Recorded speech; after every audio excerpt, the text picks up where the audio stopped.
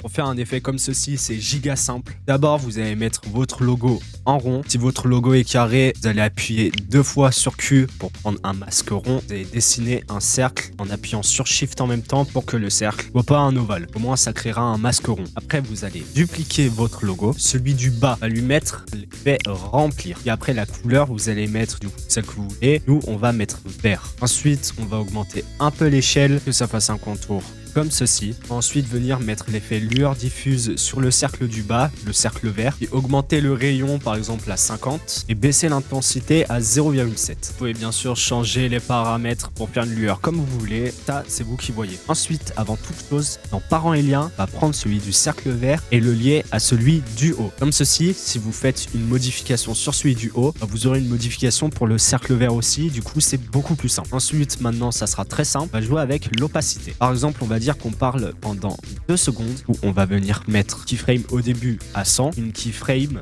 à 2 secondes à 0. Et là, on voit que ça fait un fade. Mais pour l'enlever, c'est très simple. On va aller dans l'éditeur de graphique ici. On va venir tout sélectionner et cliquer sur ce petit logo. Comme ceci, ça se fera d'un coup. Ensuite, vous aurez juste à copier keyframe que vous voulez. Par exemple, à 3 secondes, on veut qu'il reparle, à copier celle-là pour la mettre ici. Là, on voit que ça fonctionne bien. Par exemple, on veut qu'il arrête de parler à 6 secondes. On va prendre celle où il a 0% d'opacité et la copier à 6 secondes. Comme ça, on a une animation comme s'il parlait dans un vocal Discord.